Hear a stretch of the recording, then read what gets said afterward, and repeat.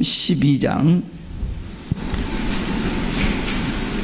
요한복음 12장 12절부터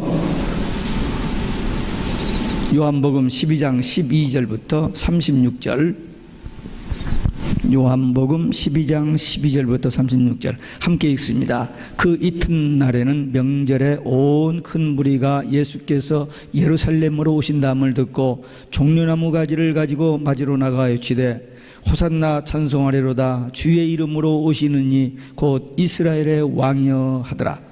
예수는 한 어린 나귀를 만나서 타시니 이는 기록된 바 시온 따라 두려워 말라 보라 너희 왕이 나귀 새끼를 타고 오신다 함과 같더라. 제자들은 처음에 이 일을 깨닫지 못하였다가 예수께서 영광을 얻으신 후에야 이것이 예수님께 대하여 기록된 것임과 사람들이 예수께 이같이 한 것인 줄 생각났더라. 나사로를 무덤에서 불러내어 죽은 자 가운데서 살리실 때에 함께 있던 무리가 증거한지라. 이에 무리가 예수를 맞으면 이 표적 행하심을 들었음이라. 바리새인들이 서로 말하되 볼지어다 너희 하는 일이 쓸데없다. 보라 온 세상이 저를 쫓는도다 하니라. 명절에 예배하러 올라온 사람 중에 헬라인 몇이 있는데 저희가 갈릴리 벳사다 사람 빌립에게 가서 청하여 가로되 선생이여 우리가 예수를 배우고자 하나이다 하니 빌립이 안드레에게 가서 말하고 안드레와 빌립이 예수께 가서 여짜온대 예수께서 가라사대 인자의 영광을 얻을 때가 왔도다. 내가 진실로 진실로 너에게 이르노니 한 알의 밀이 땅에 떨어져 죽지 아니하면 한 알이대로 있고 죽으면 많은 열매를 맺느니라. 자기 생명을 사랑하는 자는 잃어버릴 것이요 이 세상에서 자기 생명을 미워하는 자는 영생하도록 보존하리라. 사람이 나를 섬기려면 나를 따르라. 나 있는 곳에 나를 섬기는 자도 거기 있으리니 사람이 나를 섬기면 내 아버지께서 저를 귀히 여기시리라. 지금 내 마음이 민망하니 무슨 말을 하리요. 아버지여 나를 구원하여 이때를 면하게 하여 주옵소서. 그러나 내가 이를 위하여 이때에 왔나이다. 아버지여 아버지의 이름을 영광스럽게 하옵소서 하시니 이에 하늘에서 소리가 나서 가로되 내가 이미 영광스럽게 하였고 또 다시 영광스럽게 하리라 하신대 곁에 서서 들은 사람 우리는 우리가 울었다고도 하며 또 어떤 이들은 천사가 저에게 말하였다고도 하니 예수께서 대답하여 가라사대 이 소리가 난 것은 나를 위한 것이 아니요 너희를 위한 것이니라. 이제 이 세상의 심판이 이르렀으니 이 세상 임금이 쫓겨나리라. 내가 땅에서 들리면 모든 사람을 내게로 이끌겠노라 하시니 이렇게 말씀하시면 자기가 어떠한 죽음으로 죽을 것을 보이시미르라. 이에 무리가 대답하되 우리는 율법에서 그리스도가 영원히 계신다 함을 들었거늘 너는 어찌하여 인자가 들려야 하리라 하느냐. 이는 누구냐. 예수께서 가라사대 아직 잠시 동안 빛이 너희 중에 있으니 빛이 있을 동안에 다녀 어둠에 붙잡히지 않게 하라. 어둠에 다니는 자는 그 가는 바를 알지 못하느니라. 너희에게 아직 빛이 있을 동안에 빛을 믿으라. 그리하면 빛의 아들이 되리라. 아멘. 할렐루야. 오직 예수 마라나타. 오늘도 하나님의 집에 나와 예배하는 여러분들에게 주의 은혜와 평강이 넘치시길 주 예수 그리스도 이름으로 축원합니다. 예수님께서 이제 마지막 예루살렘에 입성하시고 한 주간도 다니죠. 금요일까지 예루살렘에서 된 사역에 대한 말씀입니다. 유월절 절기를 지키기 위해서 큰 무리들이 예루살렘으로 올라오고 있었고 예수님도 이 공생의 마지막 그 예루살렘 방문을 위해서 올라오고 있었습니다. 그래서 예수님의 마지막 한 주간의 예루살렘 사역이란 제목으로 예수님께서 무슨 사역을 하셨나 그리고 그 의미가 무엇인가 이 부분 우리 잘 아는 부분이지만 그냥 이렇게 스쳐 지나가는 사건들 중심으로 스쳐 지나갔습니다만 오늘 그 사건 배후에 있는 놀라운 영적인 진리를 함께 나누면서 놀라운 깨달음이 있으시기를 바랍니다. 첫째, 나귀를 타고 예루살렘에 입성하신 예수님. 예수님이 죽은 나사로를 살리셨다는 그 소문을 듣고, 물론 예수님이 많은 기적을 행했으니까 지금 예수님에 대한 소문이 온 나라에 다 퍼져가지고 이제 저 지방에서부터 올라오면서부터 백성들이 이번에 예수님이 분명히 나라를 회복하실 것이다, 그런 기대를 가지고 올라오는데 바로 엊그제, 바로 며칠 전에 나사로가 죽음에서 살아난 이 소문을 듣고 사람들이 웅성웅성대고, 이제 밤선대에 예수님이 나귀를 타고 오실 때에 사람들이 호산나 호산나 소리를 질렀습니다. 호산나는 주여 구하소서 그런 말인데, 저들이 오랫동안 선지자들을 통해서 기다렸던 그 메시아가 드디어 오신다는 그런 그 기대 속에서 예수님을 메시아로 믿고 환영을 했습니다.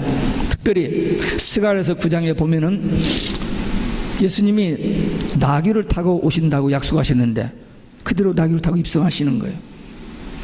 그러니까 그 예언이 성취된 것으로 믿고 이제 저희들이 열광적으로 환영을 했습니다. 당시 6월절 절기를 지키러 사람들이 이제 몰려오는데, 몰려오면서 이 찬송을 부릅니다. 호산나 호산나. 그래서 예루살렘이 지금 발칵 뒤집혀졌습니다. 지금 예루살렘의 이런 절기, 1년에 3번 절기가, 7가지 절기 중에서 3번 절기, 6월절, 그 다음에 오순절, 그리고 장막절, 이 3절기 때는 20세 이상 성인들은 다 오게 돼 있어요. 그 남자들만인데, 남자들만 온 게 아니고 여자들도 오고 아이들도 따라옵니다. 요한복음에 보면 예수님이 12살 때에 요셉과 마리아를 따라서 예루살렘 오시잖아요. 그러니까 그냥 어른들 20세 이상 남자만 오는 게 아니라 오다 보니까 이 예루살렘에 100만 명 이상이 모입니다. 그 100만 명이라는 숫자를 세어봤냐? 세어본 건 아니에요. 아닌데 AD 70년에 노마 디도 장군에서 예루살렘 6월절에 공격해가지고 죽였을 때 110만 명이 죽습니다. 9만 7천 명이 포로로 잡혀가고, 그러니까 이 절기 때 한 100여 명이 이 예루살렘에 모여오는 겁니다. 이 예루살렘은 예수님 때문에 2번 소동이 있었습니다. 예수님 탄생하셨을 때에 동방박사들이 헤롯 궁에 와가지고 유대인의 왕으로 나신 이가 어디 계시뇨? 깜짝 놀란 거예요. 지금 헤롯 왕이 자기가 왕인데 유대인의 왕으로 나신, 그걸 이제 물어봤더니 베들레헴에서 예수가 그리스도가 나신다, 그 말 듣고는 박사들 떠난 다음에 2살 이하 애들을 다 죽여버리잖아요. 그때 한번 소동했고, 두 번째는 33년 후에 예수님이 이제 마지막으로 인류를 죄에서 구속하시기 위한 십자가를 지시기 위해서 지금 예루살렘에 도착했고, 이제 나흘 후면은, 닷새 후면은 이제 십자가에 죽으시는 이때에 또 예루살렘이 발칵 뒤집혀진 거예요. 첫 번째도 유대인의 왕, 두 번째도 유대인의 왕 때문에 예루살렘에 소동이 일어났는데 또 한 번 있어요. 언젠가요? 예수님 재림하실 때 예루살렘뿐만 아니라 온 세상에 한번 진동을 할 겁니다. 왜? 만왕의 왕, 만주의 주가 오시기 때문에. 첫 번째, 두 번째가 반드시 예언대로 성취됐다면 마지막 세 번째도 반드시 예언대로 성취될 것 분명합니다. 성경 말씀은 반드시 그대로 이루어지기 때문입니다. 지금 예수님께서 예루살렘에 입성하실 때 유대인들이 호산나 하면서 막 이렇게 환영을 하는데, 그들이 뭘 기대했느냐면 예수님이 타신 나귀가 빌라도 총독 관저로 가서 그들을 다 물리쳐서 쫓아내버리고 이스라엘을 로마 속국으로부터 해방시켜 줄 것을 기대하는 그런 정치적인 메시아로 기대했습니다.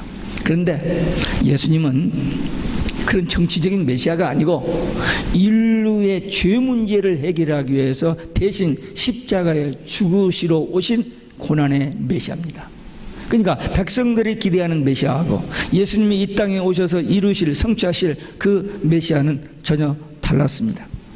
예수님께서 이렇게 지금 왕으로, 유대인의 왕으로 나귀를 타고 입성하시는데 어떤 특별한 군대를 대동하고 무슨 권력, 이런 파워를 가지고 오는 게 아니고 겸손하게 오셨어요. 어떻게?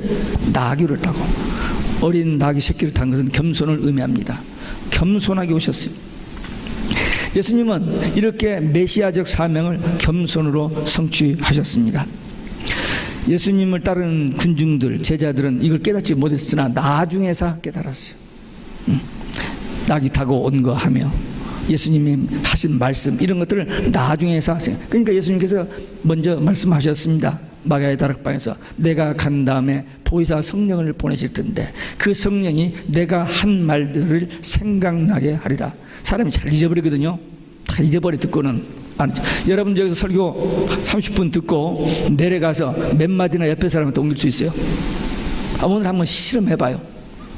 물론 오늘 속기할 때 이제 나타날 겁니다만 좀 지혜로운 분들은 적어요. 어떤 분은 제가 설교 요약하는데 거기다 줄을 쳐놓고 하니까 그걸 보고 이제 얘기하지만 그거 없이 그냥 설교하고 내려가 보면 제목도 기억 못 할 때가 있습니다. 그런데 이 사람들이 기억하겠어요. 근데 성령께서 예수님이 하신 말씀이 생각나게 하여 주신다. 그래서 이제 그들이 나중에 알게 됐다 그렇습니다. 예수님께서 나귀 타고 예루살렘에 입성하실 때 예수님의 인기가 짱했습니다. 온 나라가 다 발칵 뒤집어졌으니까. 그러니까 그 상황을 보고 바리새인들이 야 너희들 다 틀렸다 이제. 예수님을 사사건건 시비해서 죽이려고 하고 트집을 잡고 기회를 보고 있었던 이 종교 지도자들이 안 되겠다는 거예요. 지금 온 세상이 다 따르는 우리가 어떻게 하겠느냐 이거지. 그래서 저들이 하는 말이 쓸데없다, 다 틀렸다. 근데 이 말이 좋은 예언이 되기도 했습니다.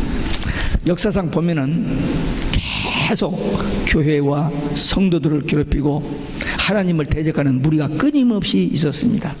그런데 그들이 계속 패합니다. 핍박을 하면 할수록 교회는 더 평창하고 성장하고 정말 예수 못 믿게 막 하는데도 더 진짜 교인들이 더 나오고. 그래서 저들이 쓸데없다는 말이 맞아요. 그대로 이루어졌습니다.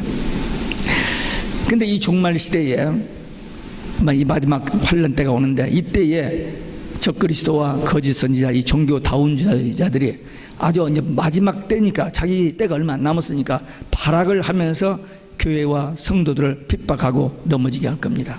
근데 그것도 쓸데없는 일. 왜? 그것은 결국 저기들은 악한 생각을 가지고 우리를 죽이겠다고 하는데 결과는 뭐냐? 알곡과 가라지를 구분하는 작업이 되고 있다는 사실입니다. 이렇게 핍박이 오면은 가라지들은 다 떠나버려요. 그래서 그것은 따로 모아집니다. 그것을 묶어가지고 불에 던진다고 그랬어요. 근데 알곡은 남아요. 죽인다 해도 알곡은 남습니다. 지금 그 작업이 진행되고 있습니다. 그리고 성경은 분명히 얘기합니다. 계시록은 감춰진 하나님의 비밀이 벗겨지는 책이에요. 계시록 전체가. 하나님의 마지막 때의 비밀이 거기 다 있는 거예요. 놀라운 비밀이 거기 다 있는데 그 중에서 특별히 4가지 비밀이 있어요. 그 중에서 다 비밀인데 4가지 비밀이 뭐냐? 참종, 참교회, 거짓종, 거짓교회. 거짓종, 거짓교회는 산채로 불에 던져짐을 받고 그리고 참종, 참교회는 반드시 승리한다는 것이 계시록의 비밀입니다. 이제 우리는 이런 말씀을 받은 자들이요. 그렇기 때문에 두려워할 필요가 없어요. 인간이 가장 두려워하는 것이 뭐예요? 죽음입니다. 그런데 우리 믿는 성도들은 죽음에 대해서 두려워하지 않습니다. 할 필요도 없고요. 그럼 목사님은 죽는 거 두려우지 않겠네요? 예. 아니요. 저 가시 하나만 지켜도 그냥 혹시 뭘까 봐서 얼마나 제가 조심을 하는데요. 예. 그러나 죽음에 대해서 성경이 분명히 죽고 사는 것은 우리 손에 달려있지 않냐고 하나님의 주권에 달려있습니다. 우리가 오래 살겠다고 오래 사라집니까? 아니잖아요. 생명은 주님의 것이니까 주님이 생명 주신 동안 우리가 할 일만 최선을 다해서 살면 되는 거예요. 그리고 우리 죽음이라는 것은 끝이 아니잖아요. 하나님 앞에 가는 거잖아요. 얼마나 좋은데요. 바울이 그랬잖아요. 나는 빨리 가고 싶다는 거예요. 그러나 사명 때문에 여기 있다는 겁니다. 네. 그래서 우리 죽음에 대해서 두려워할 필요가 없어요. 그러니까 이 마지막 때 환란이 온다. 어떡하지? 큰일 났네. 그러면 안 돼요. 그건 과정이니까 와야 해요. 그거. 그래야 주님이 오시니까. 오직 예수 신앙으로 끝까지 승리하시기를 주 예수 그리스도의 이름으로 축원합니다. 예수님을 찾아온 헬란들이 있었습니다. 6월절 명절에 이제 지방에 있던 사람들이 올라오는 건 물론이지만 해외에 나가 있는 유대인들 그리고 유대인들에게 가니까 또 그 소문을 듣고 한번 예루살렘에 와보는 이런 관광객들 순례자들, 또 모르고 그냥 이스라엘 한번, 예루살렘에 한번 이렇게 온 사람들이 있었는데, 오면서 드는 소문에 예수님의 소문을 들은 거예요. 그러니까 그들이 예수님의 소문을 듣고 예수님을 한번 만나보고 싶었던 겁니다. 근데 이 유대인들 뿐만 아니라 이방인들, 헬라인들이 예루살렘에 오면서 예수님을 만나고 싶어하는 이 작은 사건, 많은 사람이 아니거든요. 몇 사람이겠습니다만, 이것은 복음이, 기독교의 복음이, 예수님의 천국 복음이 예루살렘뿐만 아니라 이방 세계에도 전파되어질 서국의 사건입니다. 네. 그냥 작은 일 같지만 놀라운 변화지. 물론 오순절 이후에 사도들이, 성도들이 은혜 받고 그냥 세상 땅끝까지 복음을 전해서 복음이 확산되는 건 사실인데, 그 전에 이렇게 예수님의 사역 말기에 이 이방인들, 특별히 헬라인들, 그때 당시 헬라인들은 모든 문화, 예술, 모든 것의 대표적인 그런 사람들이었습니다. 그들이 예수님을 만나러 왔습니다. 그래서 빌립이 헬라식 이름이기 때문에 어프로치를 해가지고, 그래서 빌립이 안드레와 의논해가지고 예수님 앞에 그들을 데리고 왔습니다. 여기서 놀라운 일은 예수님께서 탄생하실 때 동방에서부터 박사들이 와서 경배를 했습니다. 근데 지금 예수님이 사역을 마무리 지을 때에 서방의 헬라인들이 와서 예수님 앞에 와서 말씀, 복음을 듣기를 원했습니다. 이 우연히 된 일일까요? 우주 만물을 주관하시는 하나님의 어떤 절대 권세 앞에서 되어진 일입니다. 헬라인들의 방문을 받은 예수님이 하신 말씀이 전혀 뜻밖의 말씀이잖아요. 인자가 영광을 받을 때가 되었다. 아니, 그 헬라 사람 몇 사람 온 것이 무슨 그 대단한 일이라고 인자가 영광을 받을 때가 됐다는 것입니까? 결국 인류를 위해서 십자가에 죽으실 때가 왔고, 이 복음을 듣고 온 세상에 전파되어지는 그 시작이 벌써 예수님 사역 당시에, 저기가 아니고 바울이 로마 교회에 편지를 보냈는데, 로마 교회에 있는 성도들에게 이제 내가 가서 보고 싶고 너희에게 복음을 더 전하고 싶다는 말을 했는데, 그러니까 사도들이 로마에 가기 전에 이미 거기에 기독교인들이 있었어요. 어떻게? 지금 이렇게 헬라인이 온 것처럼 로마인도 왔던 거고, 특별히 백부장, 마태복음 8장에 보면 백부장이 자기 하인이 중풍도 죽게 될 때 예수님께 와서 고쳐달라고 하니까 예수님, 그래 내가 고쳐주지 했더니, 아닙니다, 오실 장 말씀만 하세요. 내가 이스라엘에서 이만한 믿음을 본 일이 없다. 그 로마 사람이잖아요. 그러니까 벌써 사도들이 나중에 오순절 성령 이후에 로마 가기 전에 벌써 예수님 사역 당시에 복음을 깨닫고 예수님을 믿는 사람들이 돌아가서 거기서 교인들이 형성이 되어 있었던 겁니다.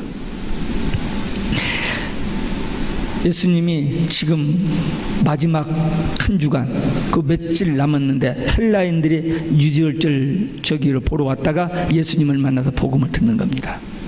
이게 우연이 아니고 하나님의 크신 구원의 역사의 그 터닝 포인트, 어떤 그 때가 되어지는 그런 사건이었습니다.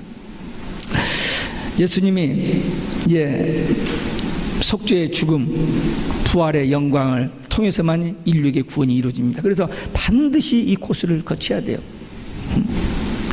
예수님께서 만왕의 왕으로 재림하실 때에 온 세상 사람이 다시 한번 하나님께, 예수님께 영광 돌릴 겁니다. 그러니까 예수님이 탄생하셨을 때 십자가 사건, 재림, 이게 다 통한다니까요. 예루살렘이 소동하는 것이나 이렇게 영광 돌리는 거나, 이게 하나님이 하시는 위대한 사역, 그런 놀라운 비밀이 이 성경을 통해서 이렇게 조화된 것을 우리가 발견하고 놀라지 않을 수 없습니다. 예수님께서 여기서 24절과 25절에 특별한 메시지를 전하십니다. 밀알 하나가 땅에 떨어져 죽지 않냐면 하나를 그대로 있고 죽으면 많은 열매를 맺는다. 이 역설적인 진리지만 이것이 만고의 진리의 말씀입니다. 밀알 하나가 떨어져서 죽어야 싹이 나고 열매를 맺어요. 근데 예수님이 십자가의 죽으심으로 인류가 구원을 받고 놀라운 역사가 일어난 그 의미가 거기에 담겨 있습니다. 예수님이 십자가에 죽으시고 부활하시고 승천하신 후에 오순절 성령 강림 이후에 베드로, 바울, 스데반 집사 이런 일꾼들이 나오고 오늘까지 계속해서 생명 바쳐서 복음 전하는 사역자들이 나와서 세계 복음화를 지금 이루고 있잖아요. 이제 마지막 때 무서운 때가 다시 한번 오는데, 초대교 때도 많이 순교했잖아요. 근데 마지막 때도 순교하는 역사가 많이 일어날 텐데 그때는 추수입니다. 알곡과 가라지가 구분되어지는, 씨를 뿌리는 것도 좋지만 추수가 더 좋습니다. 알곡을 보잖아요. 우리는 그런 시대에 살고 있습니다. 이런 영적인 체험을 한 사도 바울은 내가 산 것이 아니고 내 안에 그리스도께서 사신 것이라고 고백했습니다. 그렇잖아요. 주님이 내 안에, 우리가 주님 안에. 이 신비한 거, 이건 말로 하기는 하지만 그 깨달아지는 것은 아무라도 깨닫는 게 아니에요. 아무리 머리 좋고 공부 많이 한 사람도 이 말 못 알아들어요. 하나님이 영으로 내 안에 계신다. 이거 알아들을 것 같아요? 못 알아듣습니다. 근데 우리는 이해하는 게 아니라 믿어지잖아요. 하나님이 성령으로 우리 안에 계시고, 그래서 우리를 위로해 주시고 상담해 주시고 말씀을 깨우쳐 주시고 하나님의 비밀을 알게 해 주시고, 그때마다 상황마다 어디 가서 무엇을 어떻게 할 줄 모를 때 주님께서 인도해 주시잖아요. 주님 모신 천국에서 살잖아요. 어둠이 우리를 틈타지 못하도록 보호해 주시잖아요. 이게 우리가 믿는, 우리가 체험하고 누리는 영적인 세계입니다. 우리도 예수님 때문에 이 복음을 깨닫고 주님이 우리 안에 계시는 정말 생명력이 있는 신앙생활을 하고 있는 겁니다. 그 다음에 25절에 다시 자기 생명을 사랑하는 사람은 잃을 것이요 이 세상에서 자기 생명을 미워하는 사람은 영생하도록 보존하리라. 이것도 역설적인 진리입니다. 지금 여기서 자기 생명은 이 우리 자연적인 이 생명을 말합니다. 부슈케인데 이 타고난 이 생명, 그 다음에 영원한 생명은 soul이라는데 이것은 하나님이 부여하신 영적인 생명입니다.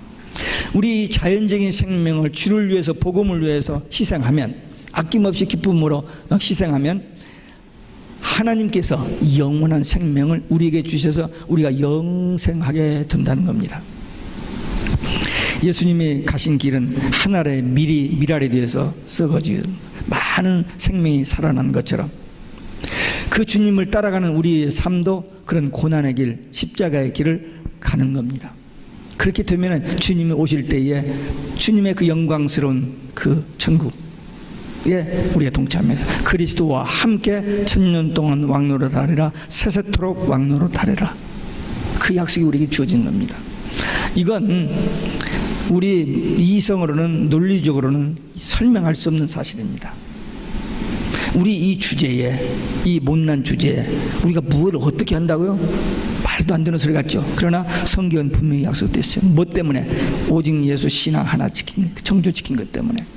예수 못 믿게 하고 죽인다고 해도 예수 믿는 거 그거 하나 때문에 주님이 우리를 위해서 죽으신 것처럼 우리가 주님을 위해서 죽고자 하는 그런 그 믿음 하나 때문에, 이 내추럴 생명을 버리고 영적 생명을 얻으려고 하는 그 믿음 하나 때문에 우리가 주님 나라에 가면은 그 대접을, 그 칭찬을, 그 위로를, 그 기업을 우리가 받아 누리게 된다는 것입니다.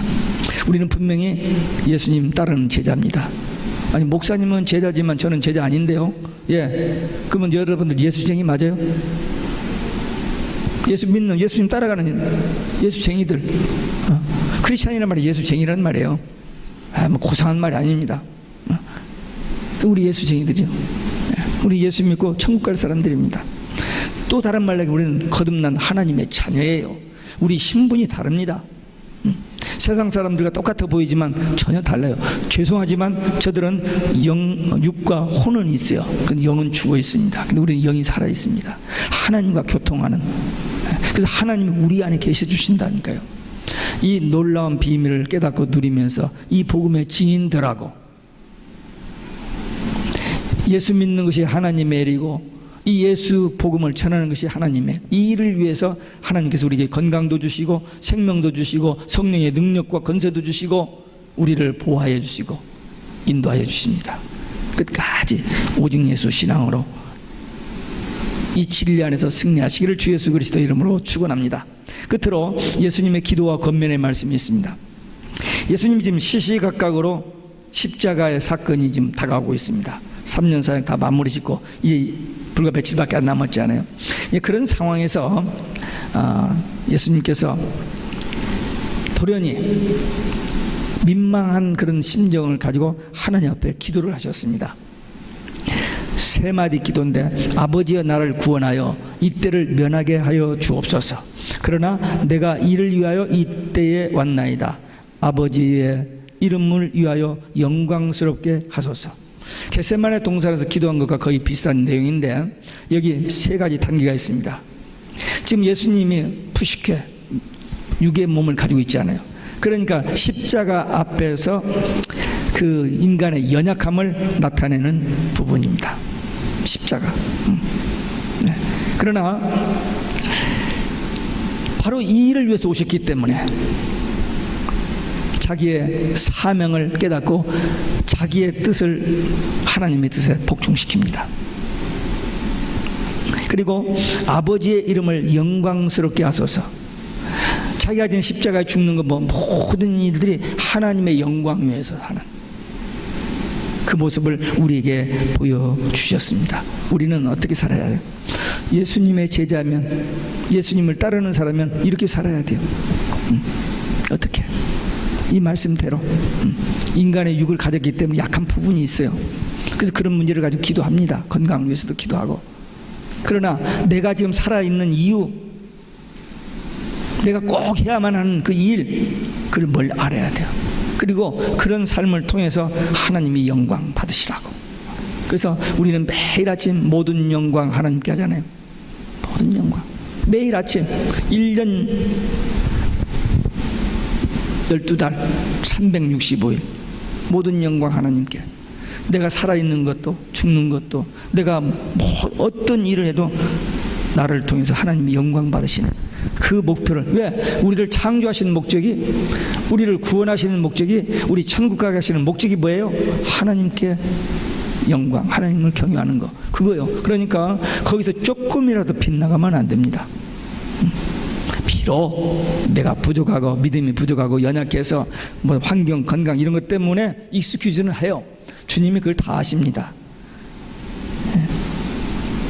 우리 중심을 아세요? 애를 쓰지만 부족하여 넘어지고 부족하여 좀 못하는 거 다 아세요. 그러나 뺀질뺀질하게 약삭 빠르게 구는 거 주님이 다 아세요. 그러니까 우리는 부족한 모습 이대로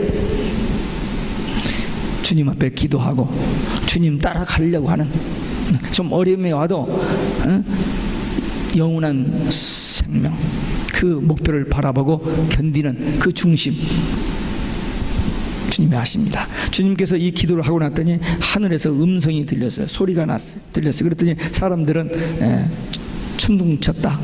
또 천사가 얘기했는가 보다 라고 얘기합니다. 근데 예수님께서 이 소리가 난 것은 너희를 위한 것이라 그랬습니다. 왜 그랬을까요? 제자들과 둘러선 그 헬라인들에게 주시는 하늘의 증거입니다. 예수님이 지금 어떤 분인지, 그리고 지금은 다 깨닫지 못하지만 십자가 사건, 부활 후, 오순절 성령 강림 이후에 이런 것들이 다 연결이 되는 것을 주님께서는 아시고 이 증거는 너희를 위한 것이라 그랬습니다. 그래서 이들이 지금은 모르지만 나중에 부활하신 후에 알게 깨달았다고 말하고 있잖아요. 예수님께서 마지막으로 지금 둘러선 사람들을 향해서 다시 메시지를 전합니다. 아직 빛이 있는 동안에 빛을 믿으라. 그리하면 빛의 아들이 되리라. 최후의 경고, 권면의 말씀입니다. 지금 유대인들, 바리새인들은 계속 예수님을 죽이려고 하는 일에만 초점을 맞추고 왔어요. 근데 마지막으로 다시 한번, 지금 빛이 이제 며칠밖에 안 남았잖아요. 이 동안이라도 믿으라는 거예요. 빛을 보고 믿으라. 정말 간절한 호소입니다. 이 기회 지나가면 no more chance. 더 기회가 없습니다. 그래서 이 기회라는 것은 항상 이렇게 짧아요. 그냥 그때 그 순간입니다. 그때를 놓치면 다시 기회가 오지 않는. 그래서 기회를 포착해야 됩니다. 청년들이, 젊은 사람들이 생각하기를 우리는 지금 준비 단계다. 열심히 공부하고 열심히 일하고 벌어서 나중에 생활이 안정되면은 자녀들 좀 키우고 나서 여유가 있으면 그때 신앙생활을 하겠다라고 생각하는 사람들이 있습니다. 근데 그건 스스로 속는 생각입니다. 왜? 어느 기간 동안은 하나님 없이 살다가 그 다음에 잘 믿겠다. 그대로 두지 않잖아요. 하나님의 주권을 무시하는 죄입니다. 하나님의 뜻은 지금인데 자기의 뜻은 다음에, 차차차 나중에. 진짜 겁없이 노는 겁니다. 노인들이 인생을 다 살고 난 다음에 편안하게 안정된 마음으로 쉬는 사람도 있습니다만은 후회하는 사람들이 있어요. 좋은 기회 다 놓쳐버리고 이게 뭐야, 아무것도 아니잖아 하면서 그냥 포기 상태에 들어가 있는 그런 사람들이 있을 수 있습니다. 그냥 세월을 보내고 있는 거예요. 죽을 때가 됐으니까 그날만 기다리자, 이런 마음을 갖는 사람이 있을 수 있습니다. 그런데 그리고 자기 때는 다 지나갔던 게 나는 아무것도 할 수 없다는 그런 생각을 갖기 쉽습니다. 그런데 나이가 들면 들수록, 이제 노인이 되면 될수록 예수님을 전적으로 믿을 가장 큰 절호에 처했습니다. 왜? 젊었을 때 나쁜 짓 헛된 짓 다 허랑방탕했잖아요. That's enough. 그렇게 날뛰어보고 다 해봤지만 다 쓸데없는 일이 더 많았잖아요. 그러니까 이제 남은 시간이라도, 내가 몇 년 더 남았는지 모르지만 이제 다음 달에 끝날는지 모르고 내년에 끝날지 모르지만 그래도 지금 남아있는 이 순간에만이라도 예수를 바로 믿고 잘 믿고 구원받고 천국 가야지, 이런 마음 가지면 그건 하나님의 은혜입니다. 포기해버리면 안 돼요. 아직도 내가 살아 숨쉬잖아요. 아직도 기도할 수 있는 기회가 있잖아요. 아직도 복음을 듣고 깨달을 수 있는 찬스가 우리에게 남아요. 지금 예수님이 며칠 안 남았잖아요. 지금 주일날이니까 이제 금요일날이니까 4, 5일밖에 안 남았는데 그들에게 마지막으로 호소하는 것처럼 하나님께서 우리에게도 이런 안타까운 마음을 지금 주시는지도 모릅니다. 그러니까 우리는 지금 다 내려놓고 뭔가 다 과거에 뭐 잘하고 뭔가 이런 거 다 그냥 내려놓고 이제 오직 주님만 한번 생각하고 천국만 바라보고 그러다가 주님 오시면 주님 앞에 가는 얼마나 좋은 기회인지 모릅니다. 다는 그렇지 않습니다만 60이 돼가지고 은퇴하고 나서 바이올린을 쳐가지고 연주해 나간 사람이 있고요. 미국 레간 대통령은 70이 넘어서 대통령을 2분이나 했고요. 조지 뮬러는 70세 돼가지고 선교사로 나갔습니다. 제가 아는 어떤 목사님은 제가 신학교 뉴욕에 가서 강의를 할 때 67세였어요. 안수받을 때 저울에서 가서 앉아서 속으로 밑에 앉아서 기도했습니다. 하나님, 지금 35살 먹은 두 전도사하고 67세 된 저 할아버지하고 지금 같이 안수를 받는데 저 양반이 뭘 하죠? 제가 그렇게 기도했어요. 근데 목사 안수받고 교회 개척해서 기도하고 저쪽 플로리다에 가서 대학에 가서 2군데 가서 한국말도 가르치고 지금도 얼마나 뛰는지 모릅니다. 열심히 특심해요. 은퇴하고 나서 선교 나가신 분들이 상당히 많습니다. 물론 건강에 좀 저기도 있고 그런 핸디캡이 있습니다만 어쨌든 나이가 들었다고 포기하지 말고 숨 쉬는 순간, 어느 그 마지막 숨 넘어가지는 순간까지 오직 예수만 하면 돼요. 옆에 자녀들이 지켜볼 거 아니에요. 친척들이 지켜볼 거 아니에요. 죽을 때 꽥 하기 전에 허튼 소리 하면 안 돼요. 오직 예수다가 가야 돼요. 그러니까 하루에 몇 번씩 오직 예수 하다가 가야 마지막 워드가 오직 예수가 되지. 일주일에 한 번 주일날 와서 오직 예수 마지막에 한 번 하는 사람은 그 주중에 죽으면 딴 말하다 죽잖아요. 그러니까 요한 웨슬레가 마지막 죽는 순간에 슬퍼하지 말라, 천국에서 만나다, 그 말 함부로 하기 쉽지 않습니다. 우리는 그냥 오직 예수, 마라나타 이것만 하루에 몇 번씩 잠자는 꿈속에서도 하다가 주님 부르시면 가면은 우리가 마지막으로 이 땅에 남긴 말 유언이 뭐예요? 오직 예수 마라나타 되잖아요. 조금 너무 지나친 표현인지 모르겠습니다. 강도가 마지막 순간에 예수님을 만났습니다. 예수님을 십자가 못 박여 죽이던 사형 집행하던 백부장이 저는 진실로 하나님의 아들이었도다. 제자들 다 도망가 버렸는데 아리마대 요셉과 니고데모가 가서 예수님의 장례를 치렀습니다. 마쿠의 인물들. 그 마지막 순간 다 끝나버렸잖아요. 예수님 생전에 그렇게 막 요란스러웠던 그 다 지나가 버렸는데 그런 그냥 막 내린 뒤에 이런 놀라운 사건들이 일어났잖아요. 그러니까 나이 드신 권사님들 아직 할 일 많아요. 그리고 몸으로 뛰는 일보다도 조용히 앉아서 기도, 중보기도, 이게 얼마나 큰 일인지 모릅니다. 한국에도 가고 저기 어디도 가고 기도로. 저는 매일 아침 지구 한 바퀴 돕니다. 매일 아침. 저기 우리 정혜경 목사님 외할머니 그때 94세인가 90 몇 세. 그때 그 여기 미국에 가서 방문했더니 하신 나는 매일 아침에 지구 한 바퀴 돈다고 그런 말씀을 하셨다고 그래요. 맞습니다. 저 지구 한 바퀴 돌아요. 제가 아침마다 기도하는 그 이름이 우리 교인들 말고도 오르는 이름이 수십 명입니다. 아이고 그거 해봤자 형식적으로 하는 게 무슨 의미 아니에요. 제 마음이 거기 담겨 있거든요.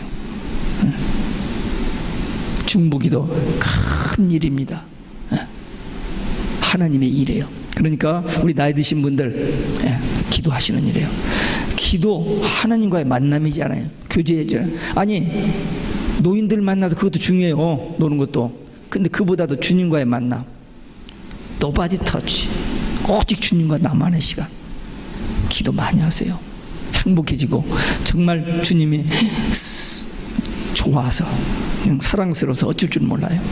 아니 그렇지 않은 우리 손주들 지네들만 막 뛰어놀면 우리는 섭섭해요. 근데 쫓아와서 할머니 할아버지 한마디 하면 뽕 가잖아. 우리가요.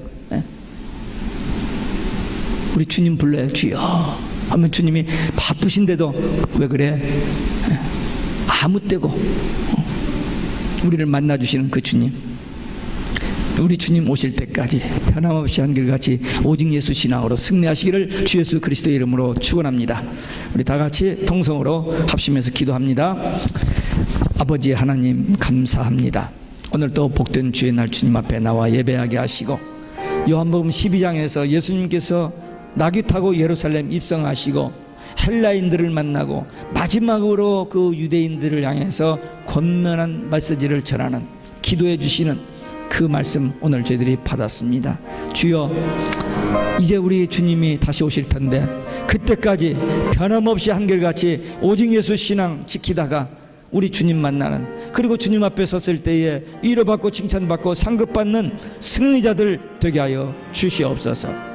아버지 하나님 오늘 잘못 전해진 건 용서해 주시고 꼭 복음적인 말씀 진리의 말씀 잊혀지지 않는 말씀들 저들의 마음속에 기억되어져서 때마다 사건마다 승리하게 하여 주시옵소서. 예수 그리스도의 이름으로 기도하옵나이다.